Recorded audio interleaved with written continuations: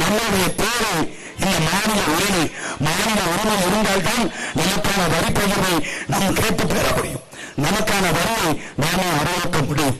மாநில அங்கீகாரம் இருந்தால்தான் காவல்துறைக்கென்று அதிகாரங்கள் கூடும். எல்லாவற்றையும் கண்ணகத்தை ஒன்றிய அரசு வைத்துக் கொண்டு எந்த அதிகாரமும் மற்ற ஒரு பொம்மை அரசாங்கத்தை நிலைய அரசாங்கத்தை தான் நடத்தி கொண்டிருக்கிறார்கள். இவர்கள் ஸ்மார்ட் சிட்டி என்று சொல்வார்கள். ஸ்மார்ட் சிட்டி ப்ராஜெக்ட்ல 10,000 கோடியை நாங்கள் ஒதுக்கி இருக்கிறோம். நாங்கள் புதிய திட்டங்களை சுற்றுலாவை மேம்படுத்துவதற்கு நிதியை ஒதுக்கி இருக்கிறோம். அதற்கு நிதி ஒதுக்கி இருக்கிறோம். வேலை வாய்ப்பை ஏற்படுத்த நாங்கள் நிதியை ஒதுக்கி இருக்கிறோம் என்று சொல்வாங்க. இவர்கள் ஒதுக்கி இருக்கிறாங்க. எதுக்கு ஒதுக்கி இருக்கிறாங்க? அவர்களும் அவர்களுடைய தலைமுறை பிள்ளைகளுக்கும் சொத்து சேர்ப்பதற்கு ஒதுக்கி இருக்கார்கள். உரிய ஸ்மார்ட் சிட்டி ப்ராஜெக்டில் எவ்வளவு ஒதுக்கப்பட்டது, என்ன வேலைகள் நடத்தி முடிக்கப்பட்டது என்று இதுவரை இவர்கள் அறிவித்ததுண்டா?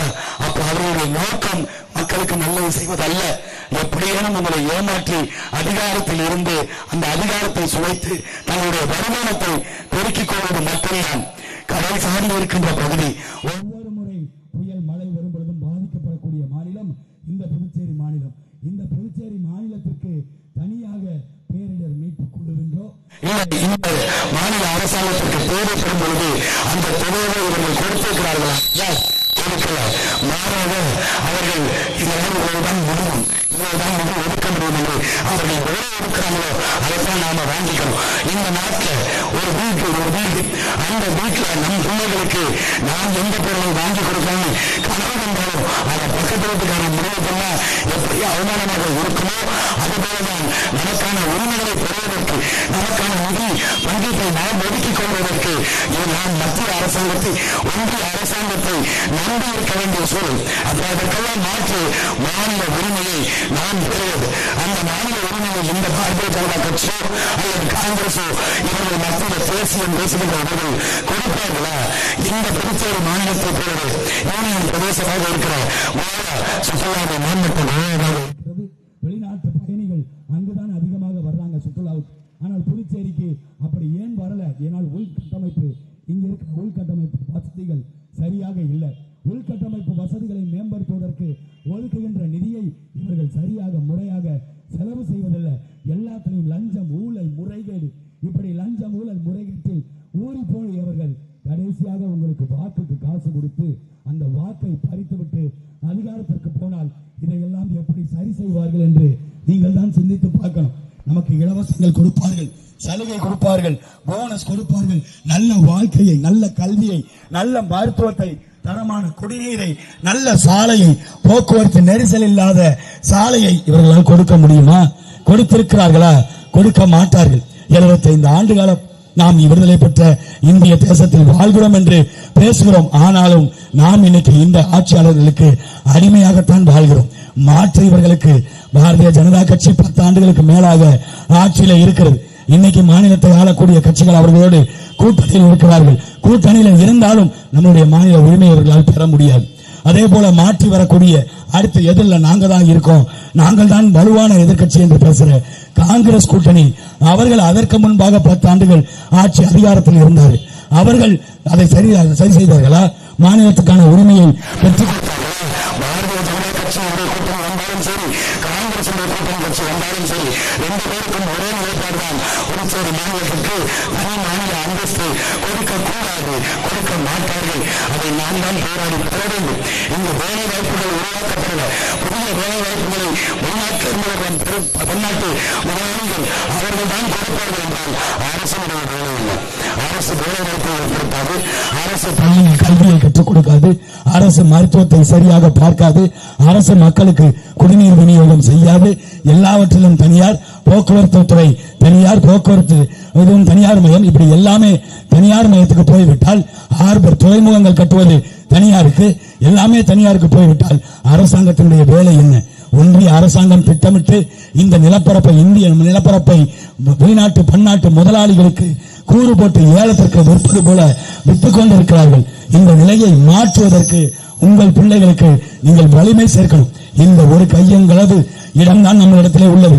தமிழ்நாடு புதுச்சேரியை தாண்டி தமிழர்களுக்கு என்று சொல்லும் அளவிற்கு இடமில்லை. இந்த இடத்தை மறுபடியும் இவர்கள் ஆட்சி அதிகாரத்திற்கு வந்தால் விட்டு தீர்த்து விடுவார்கள். பன்னாட்டு நிறுவனங்களுக்கு எழுதி கொடுத்து விடுவார்கள். நமக்கு வேலை வாய்ப்பு கொடுத்திருக்கிறார்களா? வெளிநாட்டு நிறுவனங்கள் வருது. வட மாநிலத்தோட எண்ணிக்கை அதிகமாயிருச்சு. இங்க தமிழ்நாடு புதுச்சேரியில அதிகமாக வடவர்களுடைய எண்ணிக்கை அதிகமா இருக்கு. அப்ப நமக்கான பொருளாதாரம், நமக்கான வேலை வாய்ப்பு, நமக்கு என்ன கொடுப்பார்கள்? இதுவரை இவர்கள் கொடுத்திருக்கிறார்களா? வேலைக்கேற்ற சம்பளத்தை கொடுத்திருக்கிறார்களா? எதையுமே இவர்கள் கொடுக்க மாட்டார்கள். வாக்குறுதிகள் மட்டும் தேன் வந்து காதுநிலைங்கிற மாதிரி தேனா அள்ளி ஊற்றுவார்கள். வாக்குறுதியை நிறைய சொல்லுவாங்க. நாங்க அடுத்த ஆட்சிக்கு வந்துட்டு அதை பண்ணிடுவோம்.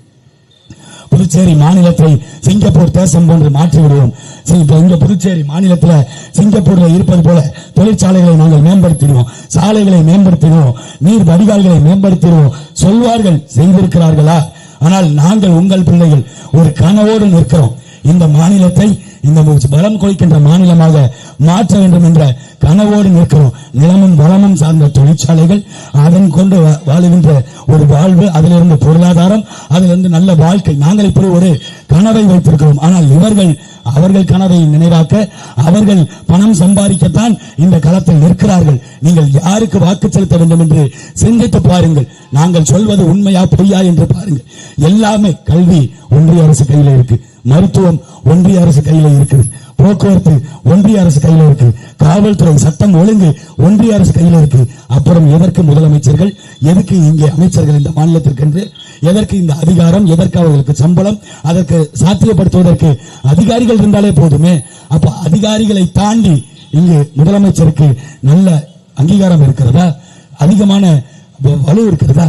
இல்ல அவருக்கு அதிகமான அதிகாரங்கள் கொடுக்கப்பட்டிருக்கா? எதுவுமே இல்லை. எல்லாமே மத்திய அரசு கையில தான் இருக்கும்.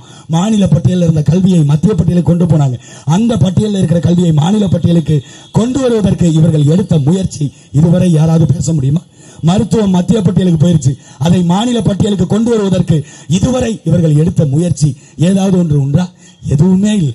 எல்லாத்தையும் அவர்களிடத்துல கொடுத்துட்டு அவர்களிடம் அடிமையாக கை கட்டி நின்று நம் வாழ்க்கையை நடத்த வேண்டிய சூழ்நிலையில் தான் நாம இன்னைக்கு இருக்கிறோம். இதை மாற்றணும். சுற்றுலா மையத்தை மேம்படுத்தணும்னா சிங்கப்பூருங்கிற தேசத்தை எப்படி அங்கு லீ குவான் யூ மேம்படுத்தினாரோ, எங்கு எந்த நாட்டு இளைஞருக்கும் அங்க வேலை வாய்ப்பு கிடைக்கும் அப்படின்னு உருவாக்கினாரோ, அப்படி புதுச்சேரி மாநிலத்தை இந்தியாவின் தலை சிறந்த மாநிலமாக மாற்றுவதற்கு உங்கள் பிள்ளைகளுக்கு நீங்கள் ஒரு வாய்ப்பை கொடுங்க.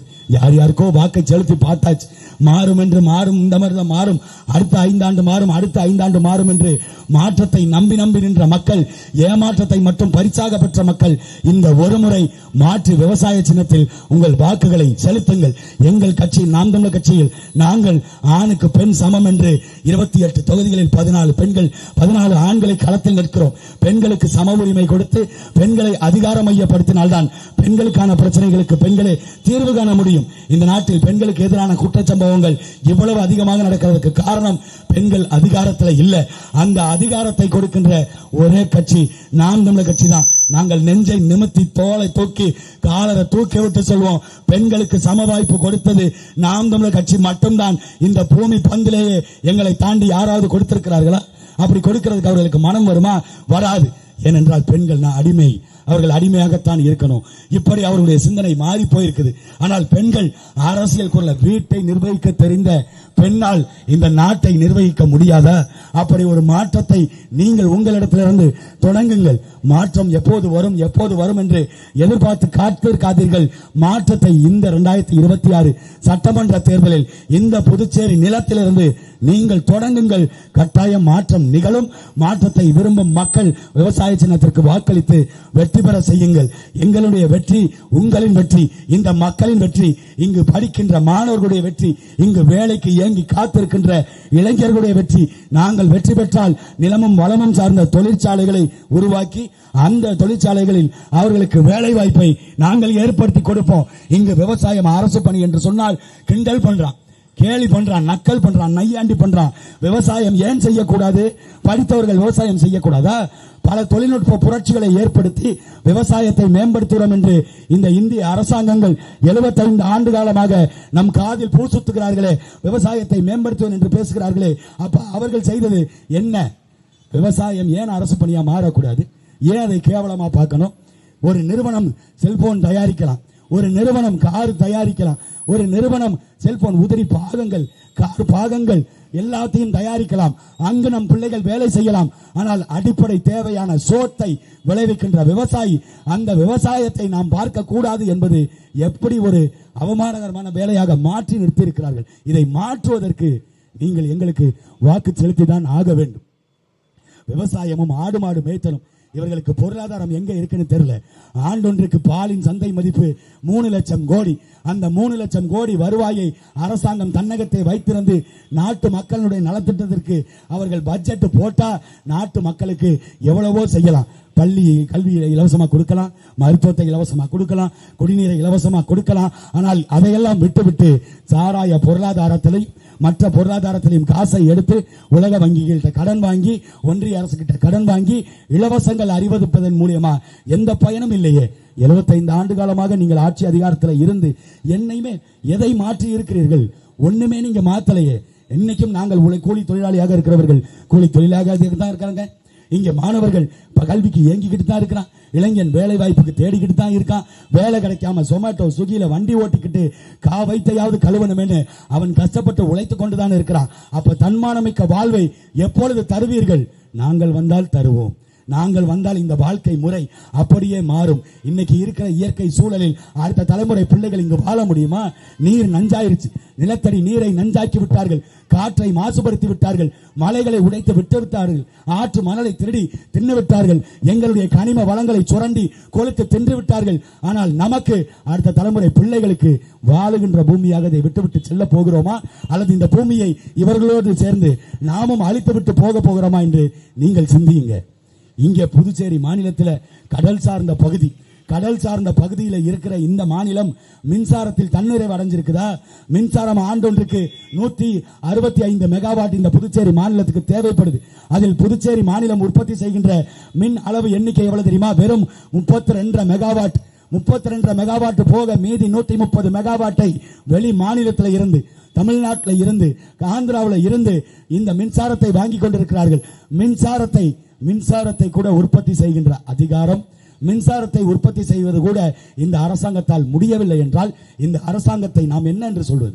எத்தனையோ வழி இருக்குது. நாங்கள் சொல்றோம், நாங்கள் வந்தால் மின்சார தேவையில தன்னிறைவடைவோம். எப்படிப்பட்ட தன்னிறைவு? அணு மின் நிலையங்களோ அனல் மண் நிலையங்களோ அப்படி இல்லை.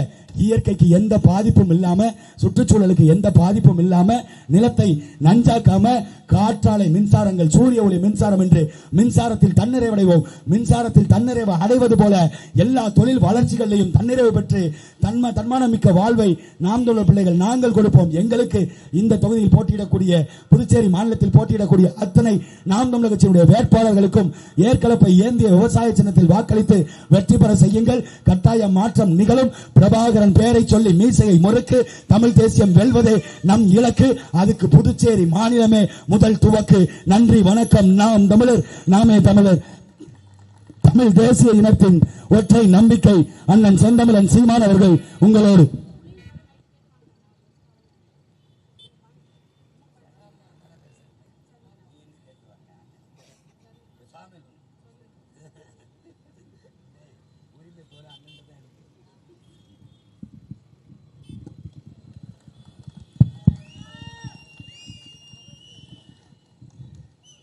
எங்களின் உயிரோடும் உணர்வோடும் கலந்து வாழுகின்ற அன்பு சொந்தங்கள் அனைவருக்கும் வணக்கம்.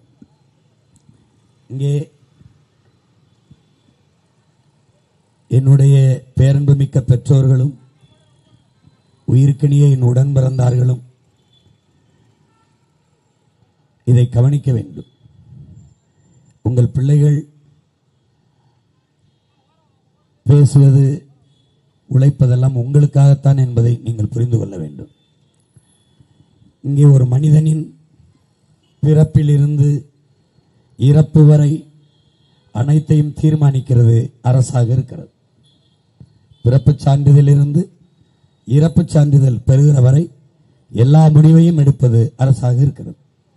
என்ன படிக்க வேண்டும், என்ன வேலைக்கு செல்ல வேண்டும், அவர் என்ன சம்பளம் வாங்க வேண்டும், அந்த வேலையை எந்த இடத்திலிருந்து பார்க்க வேண்டும், அதை முடிவெடுப்பதும் அரசுதான். எல்லாவற்றையும், இந்த கோயிலில் பூஜை நடக்க வேண்டும், இதில் குடமுழுக்கு நடக்க வேண்டும், இதில் நடக்கக்கூடாது, இந்த தெருவில் நீ போக வேண்டும், இங்கே போகக்கூடாது, இப்படி எல்லாவற்றையுமே தீர்மானிப்பது அரசாக இருக்கிறது. எல்லாவற்றையும். அப்போ பிதுக்கிற பர்பஸை என்ன விளைவிக்க வேண்டும், படிக்கிற பாட புத்தகம் என்ன விளைவிக்க வேண்டும், இது எல்லாவற்றையுமே தீர்மானிப்பது அரசாகத்தான் இருக்கிறது. ஒரு பொருளுக்கு என்ன வரி விதிக்க வேண்டும் என்பதை தீர்மானிப்பது யார்? அரசுதான். ஸ்ரீஹரிகோட்டாவிலிருந்து விண்கலம் இத்தனை மணிக்கு ஏவ வேண்டும், விண்கலத்தை ஏவுகிறவர்கள் விஞ்ஞானியா இருக்கலாம், ஆனால் இத்தனை மணிக்கு ஏவ வேண்டும் என்று முடிவெடுப்பவன் அரசு. இப்படி எல்லாவற்றையுமே முடிவெடுக்கிறது அரசாக இருக்கிறது. அப்போ அந்த அரசை முடிவெடுப்பது, அந்த அரசை தீர்மானிப்பது எது? இயல். ஒரு இயல், உயிரியல், அறிவியல், புவியியல், இயற்பியல் போல ஒரு இயல். அந்த இயல் தான் அரசியல். அப்ப ஒவ்வொரு மனிதனின் வாழ்க்கையிலும் பிறப்பிலிருந்து இறப்பு வரை தீர்மானிக்கிறது அரசியல் தான். அதைத்தான் அரிஸ்டாட்டில் சொல்கிறான், நீ அரசியல் வேண்டாம் என்று விலகி நின்றாலும் அரசியல் உன்னை விட்டு ஒருபோதும் விலகாது என்கிறார். நீ அரசியல் வேண்டாம் என்று விலகி நின்றால் நீ யாரை வெறுக்கிறாயோ அவனுடைய ஆட்சியின் கீழே வாழ நேரிடும் என்கிறார். அரசியல் என்ற எண்ணம் இல்லாதவன் மனிதனாகவே இருக்க முடியாது என்கிறார் அண்ணல் காந்தியடிகள். இப்ப ஒவ்வொரு மனிதனின் ஒவ்வொரு சொல்லிலும் அரசியல் பிறக்கிறது என்கிறார் லெனின். அப்படி பார்த்தால் நமக்கான அரசியலை நாம் தான் செய்ய வேண்டும். ஒரு நல்ல அரசியலை உருவாக்கி ஒரு நல்ல ஆட்சியை அமை செய்வதுதான் அந்த நாட்டு குடிகளின் ஆகப்பெரிய கடமை. அவர்கள் பெற்ற கல்வியின் பயன் என்ன? அவர்கள் பெற்ற அறிவின் பயன் என்ன? அந்த நாட்டில் நல்ல அரசியல், நல்ல ஆட்சி அமைய செய்வதற்குத்தான் அந்த கல்வி பயன்பட வேண்டும். ஒரு நல்ல அரசியலும் நல்ல ஆட்சியும் அமைந்து விட்டால் அந்த நாட்டில் எந்த பிரச்சனையும் இருக்காது. ஒவ்வொரு பிரச்சனைக்கும் போராட வேண்டிய தேவை இருக்காது. முறையிட்டு மனு கொடுத்து மன்றாட வேண்டிய தேவை இருக்காது. பிள்ளைகளுக்கு பாதுகாப்பு இருக்குமா? நல்ல மருத்துவம் இருக்குமா? நல்ல கல்வி இருக்குமா? நல்ல குடிநீர் கிடைக்குமா? நஞ்சில்லாத உணவு கிடைக்குமா? படித்தால் நம் பிள்ளைகளுக்கு வேலை கிடைக்குமா? தடையில்லாத மின்சாரம் கிடைக்குமா? பயணிக்க நல்ல பாதை, சரியான போக்குவரத்து கிடைக்குமா?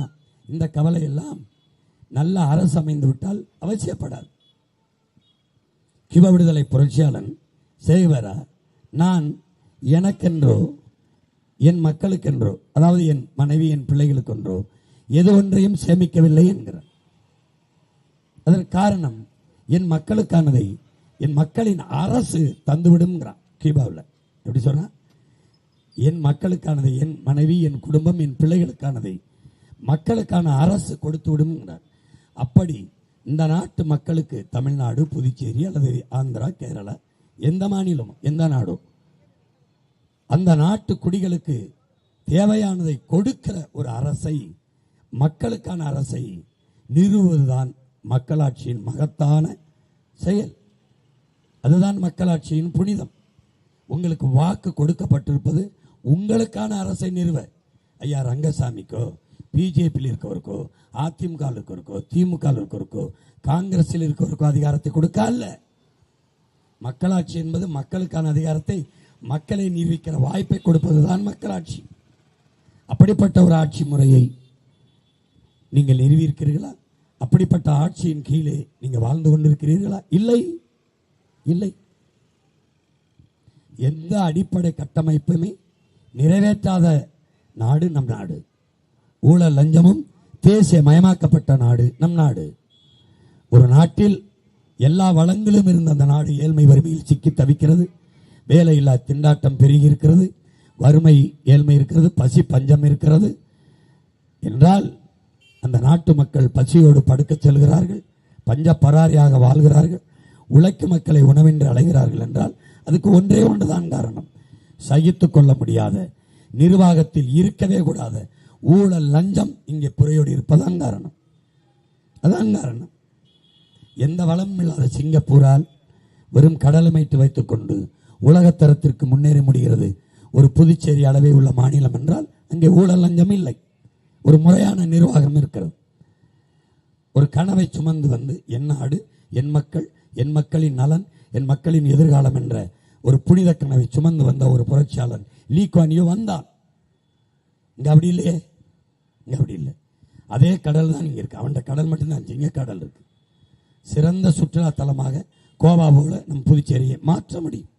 அதன் பொருட்டு பெரிய வருவாயை ஈட்ட முடியும். நமக்கு நிலம் இருக்கிறது. அங்கே கரும்பு, வாழை வரும், தென்னை வரும், பனை வரும், சோளம் வரும், கம்பு வரும். மாடு மேய்க்க முடியும், ஆடு மேய்க்க முடியும், கோழி வளர்க்க முடியும். ஒரு நாட்டுக்கோழி கறி எவ்வளவு? ஒரு ஆட்டுக்கறியின் கிலோ எவ்வளவு? ஒரு மாட்டின் பால் எவ்வளவு? மாட்டுக்கறியின் விலை எவ்வளவு? மாட்டுக்கறியை ஏற்றுமதி செய்தான் இந்தியாவே அதிக பொருள் ஈட்டுகிறது. பாலை ஏற்றுமதி செய்தான் அதிக சந்தையிலிருந்து வருவாயை பெறுகிறது. உனக்கு என்ன பிரச்சனை? உனக்கு எங்கிருந்து பால் வருகிறது? புதுச்சேரிக்கு, ஆந்திராவிலிருந்து. என்ன பிரச்சனை உனக்கு? மாடு வளர்க்கறதுல என்ன பிரச்சனை? தற்சார்பு வாழ்க்கை, தன்னிறைவு வாழ்க்கை, தன்மானம் மிகுந்த வாழ்க்கை எங்கே இருக்கிறது? வேளாண்மையில் தான் இருக்கிறது. அங்குதான், அங்கே உனக்கான உணவு, அங்கே உனக்கான உடை, அங்கே உனக்கான நீர், அங்கே உனக்கான பழம் எல்லாம் அங்கிருந்தே வந்தது. அங்கிருந்தே. அதுதான் தற்சார்பு வாழ்க்கை. அந்த வாழ்க்கையை விட்டு வெளியேறிவிட்டாய். பிறகு எந்த ஒரு நாடு வேளாண்மை கைவிட்டு உழைப்பிலிருந்து வெளியேறுதோ அந்த நாடு உயிர் தேவையா இருக்க உணவு தேவைக்கு பெரிதொரு மாநிலத்தை, பெரிதொரு நாட்டை சார்ந்து கையேந்தும். அப்படி கையேந்தும் போது உலகில் இருக்கிற இன்னைக்கு சூழலில் போர், இப்ப அமெரிக்கா ஈரான் மீது, அதுக்கு முன்பு ஈராக் மீது, ரஷ்யா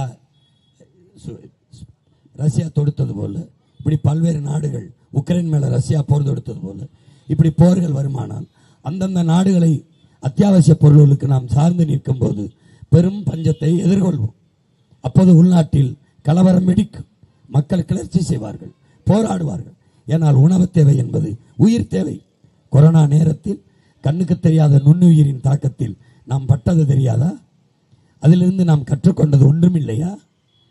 எனவே அறிவார்ந்த எனது சொந்தங்கள், என் அன்பு தம்பி தங்கிகள், இந்த தேர்தலை ஒரு மாறுதலுக்காக, வரலாறு தந்திருக்க வாய்ப்பாக, காலம் கையளித்திருக்கிற ஒரு கடமையாக கவனத்தில் கொண்டு புதுச்சேரி மாநிலத்தில் நடக்கிற தேர்தலில் வருகிற 9ஆம் தேதி வாக்கை செலுத்தும் போது மிக கவனமாக நீங்கள் வாக்களிக்க வேண்டும்.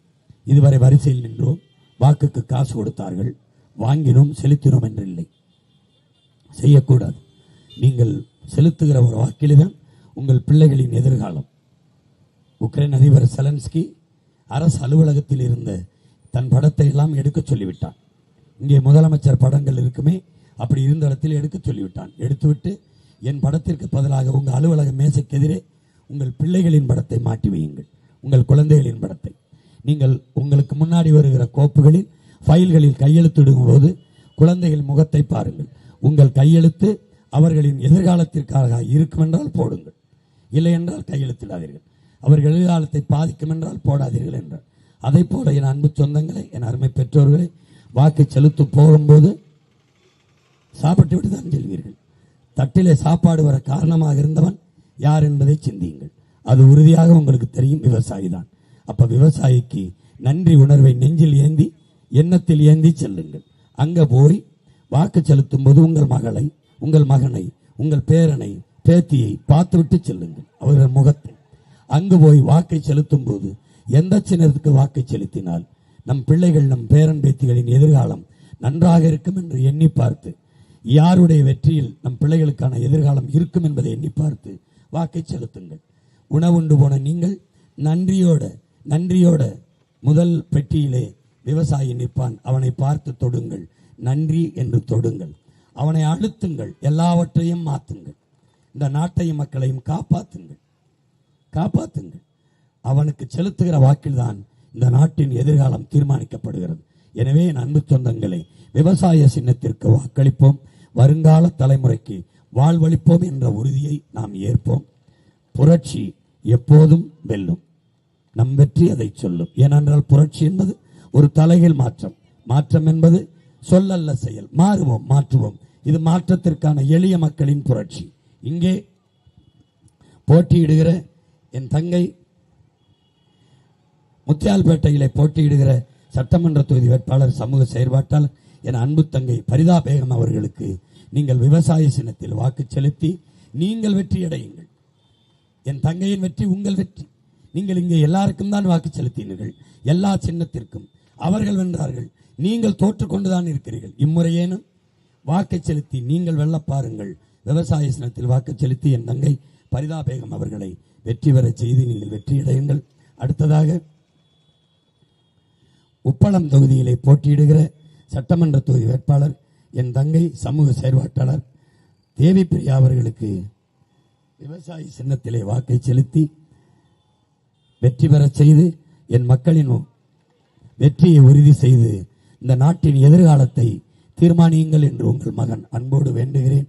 அடுத்ததாக ராஜ்பவன் தொகுதியிலே போட்டியிடுகிற சட்டமன்ற தொகுதி வேட்பாளர் செவிலியர் என் அன்பு தங்கை கற்பகவள்ளி அவர்களுக்கு நீங்கள் விவசாய சின்னத்திலே வாக்கை செலுத்தி வெற்றி பெற செய்யுங்கள் என்று உங்கள் மகன் அன்போடு வேண்டுகிறேன். அடுத்ததாக உருளையன்பேட்டையிலே போட்டியிடுகிற என் பாசத்திற்குரிய தங்கை அழகுக்கலை வல்லுநர் அனிதா வீரப்பன் அவர்களுக்கு வாக்கை செலுத்தி வெற்றி பெற செய்து இந்த நாட்டை உங்கள் வாக்கை செலுத்தி இந்த நாட்டை நல்வழியில் செலுத்துங்கள் என்று உங்கள் மகன் உங்கள் உடன் பிறந்தவன் அன்போடு வேண்டுகிறேன். அடுத்ததாக நெல்லித்தோப்பு தொகுதியிலே போட்டியிடுகிற என் பாசத்திற்குரிய தம்பி என் அன்பு இளவல் சிவக்குமார் அவர்களுக்கு திரைப்பட தயாரிப்பாளர் என்னுடைய ஆருயிர் இளவல் நீண்ட காலமாக நானும் அவரும் உறவில் மட்டுமல்ல கொள்கையிலும் உறவாக இருக்கிற அண்ணனும் தம்பி அவருக்கு சிவக்குமார் அவர்களுக்கு இந்த நிலத்திலே விவசாய சின்னத்திலே வாக்கை செலுத்தி வெற்றி பெற செய்யுங்கள் என்று அன்போடு வேண்டுகிறேன். லாஸ்பேட்டை தொகுதியிலே போட்டியிடுகிற அன்பு தங்கை ஜெயசித்ரா அவர்களுக்கு விவசாய சின்னத்திலே வாக்கு செலுத்தி வெற்றி பெற செய்யுங்கள் என்று உங்கள் மகன் உரிமையோடும் உறவோடும் உணர்வோடும் அன்போடும் வேண்டுகிறேன். உங்கள் பிள்ளைகள் இங்கே நிற்பது கூட்டணி வைக்கக்கூடாது என்ற நோக்கம் அல்ல. கூட்டணி வைத்து இவர்கள் இந்த நாட்டுக்கு மக்களுக்கும் கொள்ளையடித்து தவறு செய்தது என்ன? அதை தடுக்க யார்? அதற்காகத்தான் உங்கள் பிள்ளைகள் தனித்துவத்தோடு உயர்ந்த தத்துவத்தோடு களத்தில் நிற்கிறோம். புரட்சி எப்போதும் வெல்லும். நம் வெற்றி அதை சொல்லும். இலக்கு ஒன்றுதான், இனத்தின் விடுதலை. இனம் ஒன்றாவும் இலக்கை வென்றாவும். தமிழ் தாய் வாழ்க, தலைவர் பிரபாகரன் வாழ்க. என் தங்கைகளும் தம்பிகளும் வெல்க வெல்க வெல்க, நாம் தமிழர்.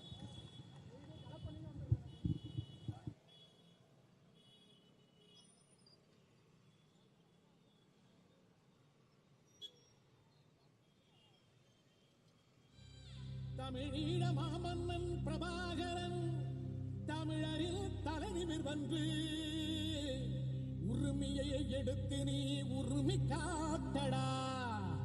உருமும் புலியாய் நீ உறுதி காட்டடா.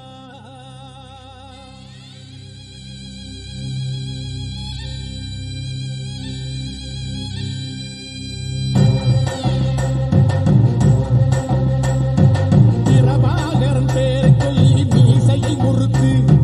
பிரபாகரன் தாண்டா எங்கள் விடுதலை நெருப்பு. காலம் ஒன்றை தந்தானே நாங்கள் வெற்றி வாகை சூடிடு. கண்ணு